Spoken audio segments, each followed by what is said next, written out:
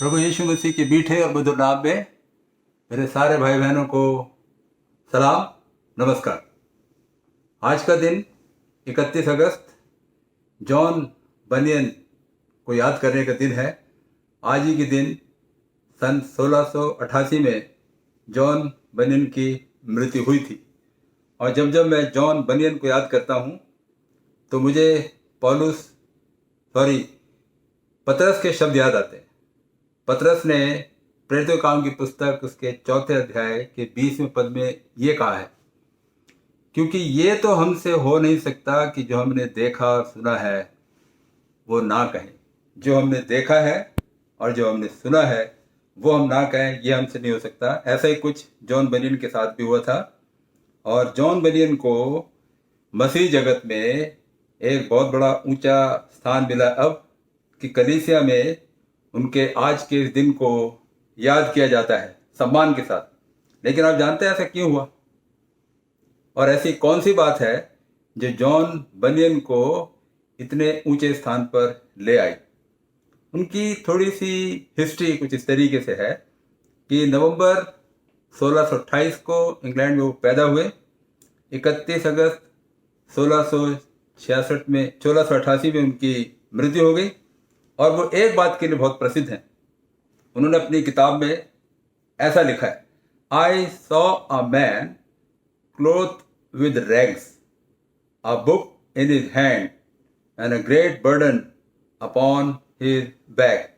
यानी कि मैंने फटे कपड़ों में एक आदमी को देखा जिसके हाथ में किताब थी और पीठ पर एक बड़ा बोझ। और जब प्रभु ने मुझे मौका दिया इंग्लैंड जाने का तो मैं उनकी कब्र पर गया और देखा ये वाला चित्र जो है उनके इस कब्र पर अंकित है। इनके बारे में हिस्ट्री ये बताती है, चर्च की हिस्ट्री, कि वो बहुत गरीब व्यक्ति थे।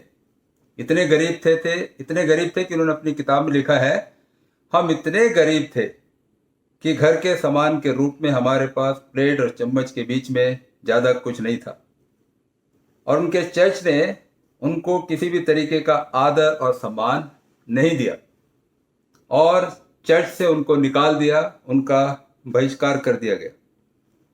उनका हृदय जो है परिवर्तित हो चुका था।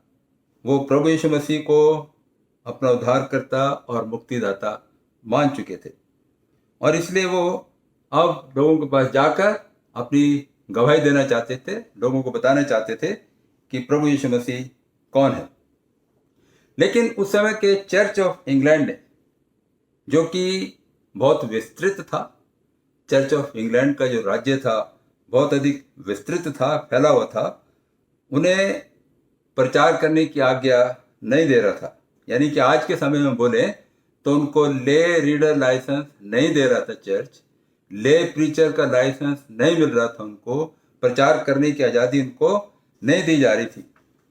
लेकिन जॉन बनियन को अब कौन रोक सकता था? उन्होंने तो प्रभु यीशु मसीह को अपना मुक्तिदाता स्वीकार कर लिया था और उन्होंने प्रचार के काम को जारी रखा गरीबी की हालत में। उनका पेशा पता क्या था? हिंदी भाषा में बोले तो उनका पेशा था ठटेरा, टिंकर। और उनको डिसेंटर के रूप में माना जाता है क्योंकि चर्च की बहुत सी बातें, रूल रेगुलेशन, सिद्धांत, अनगणन पनगणन बातें जो बहुत सी बार सिद्धांत थोप देते हम लोगों के ऊपर, उन्होंने विरोध किया। तो चर्च ने उनको बोला डिसेंटर है, ये हमसे सहमति ना रखने वाला व्यक्ति है। उनकी हालत और अधिक खराब। शादी हुई तो पत्नी दहेज में सिर्फ 2 किताबें लेकर आई थी, लेकिन उन 2 किताबों को जब उन्होंने पढ़ा तो इतिहास ऐसा बताता है कि वो प्रभु यीशु मसीह की तरफ बढ़ चले।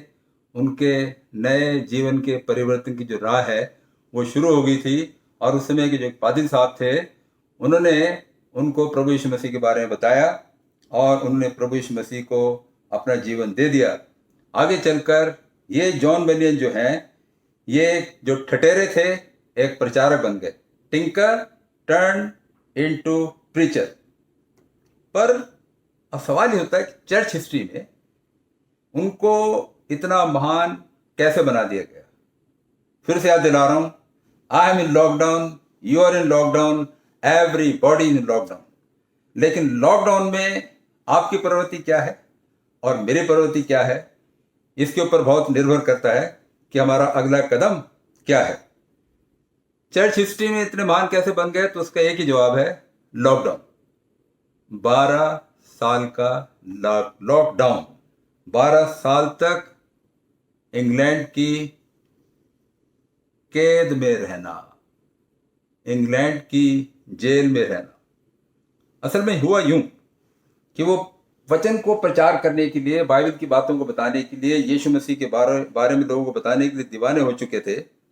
और जब वो एक प्रचारक के रूप में उभर रहे थे, तो उसी समय चर्च ऑफ इंग्लैंड ने प्रचार करने की रोक लगा दी और ये बोल दिया, अगर कोई व्यक्ति चर्च ऑफ इंग्लैंड के नियमों का उल्लंघन करेगा, चर्च ऑफ इंग्लैंड के नियमों का कोई उल्लंघन करेगा, उसके सिद्धांतों को नहीं मानेगा, उसकी आज्ञा का पालन नहीं करेगा, ऐसे व्यक्तियों को जेल में भेज दिया जाएगा, अरेस्ट कर दिया जाएगा। ये घोषणा कर दी गई। सन था 1621 और उस समय जॉन बनियन को जेल भेज दिया गया।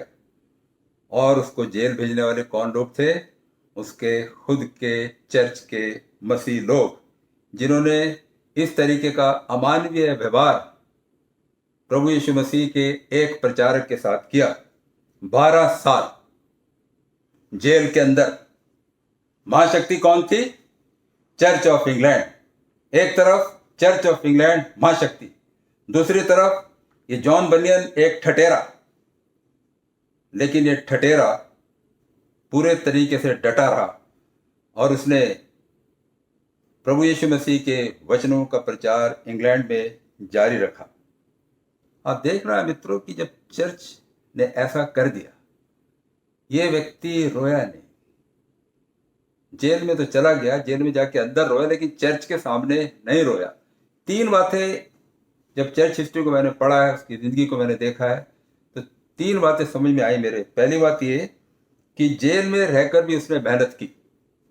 इतिहास ये बताता है कि जॉन बनियन ने जेल में रहकर जूतों के जो फीते होते हैं ना, तस्मे जिसको बोलते हैं, शू लेसेस, वो वहाँ पर बनाने शुरू किए और उससे जो पैसा मिलता था वो अपनी फैमिली का पालन पोषण करता था, अपनी वाइफ और बच्चों की देखभाल करता था। दूसरी बात, जॉन बनियन लॉकडाउन के पीरियड में 12 साल की जेल में अटल रहे। अगर वो ये कह देते, okay church of England bishop साहब, मैं जैसा आप कह रहे हैं वैसा ही करूंगा और यीशु मसीह के वचन का प्रचार जो खुलेआम में करता हूं लोगों के बीच में, वो करना बंद कर दूंगा, तो उनको जेल से रिहा कर दिया जाता। लेकिन पता उन्होंने क्या कहा?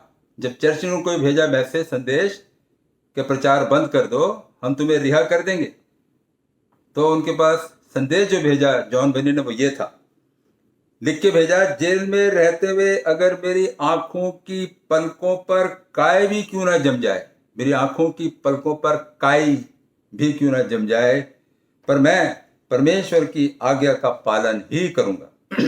तीसरी बात, जेल के अंदर रहते हुए, पहली बात मैंने बताई कार्यरत रहे, दूसरी बात मैंने बताई अटल रहे, तीसरी बात लिख डाला। जो मुंह से बंद करवा दिया उसे लिख डाला, लिखना शुरू कर दिया और एक किताब लिखी जिसका नाम है पिलग्रिम्स प्रोग्रेस। उस समय बाइबल के बाद सबसे अधिक छपने वाली पुस्तक थी पिलग्रिम्स प्रोग्रेस।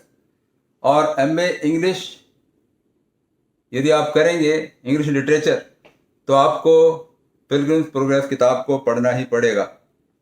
और दुनिया के अंदर बाइबल के पश्चात जो दूसरे नंबर पर पढ़े जाने वाली पुस्तक है और जो उस समय भी थी, वो यही किताब है जिसका नाम है पिलग्रिम्स प्रोग्रेस।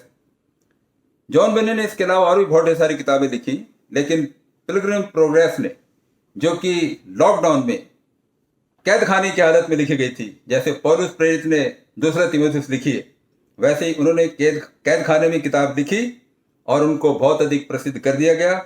1672 में उनको रिहा कर दिया गया और उनको प्रीचर लाइसेंस भी दे दिया गया। कांग्रीगेशन चर्च ने, चर्च ऑफ इंग्लैंड ने नहीं, दूसरे चर्च ने दिया और उनको एक चर्च का पादरी मुकर्रर किया। वो पादरी भी बने, ले प्रीचर भी बने और इनसे बढ़कर एक बहुत बड़े दुनिया के जाने माने ऑथर बन गए, जिनका आदर सैमुअल ने भी क्या, सैमुअल कोलरिज, जिनका आदर बहुत से लोगों ने किया, उनके बारे में लिखा। और ऐसा कहा जाता है कि हर अंग्रेज के घर में एक बाइबल होती थी, तो वहां पर पिलग्रिम प्रोग्रेस की एक कॉपी भी उनके पास हुआ करती थी। इतना कुछ हुआ तो लोग उनको निकनेम करके बना रहे, हेलो बिशप जॉन बनियन, हेलो बिशप बनियन, ऐसा उनको आदर सम्मान मिला। लेकिन ये लॉकडाउन का जो समय है जिसमें से हम गुजर रहे हैं, हम तो 12 साल नहीं, कुछ महीने हुए भी, लॉकडाउन की हालत में हमें जॉन बनियन की जिंदगी से 3 बातें सीखनी है। मेहनत करें, कार्यरत रहें, दूसरी बात अटल रहें, अडिग रहें, और तीसरी बात निडर रहें। जिसका स्वामी प्रभु यीशु मसीह बन जाते हैं मित्रों, उनके लिए जेल खाने की सलाखें, कलम, लेखनी, पेन, फाउंटेन बन जाते हैं, और वो हर हाल में प्रभु यीशु मसीह का प्रचार करते हैं। जिसका स्वामी प्रभु यीशु मसीह है, उसको कोई ताकत रोक नहीं सकती। प्रभु मुझे भी रुकने न दे, आपको भी रुकने न दे, और इस लॉकडाउन में हम नई नई बातें प्रभु यीशु मसीह से सीखते जाएं। प्रभु आपको आशीष दे।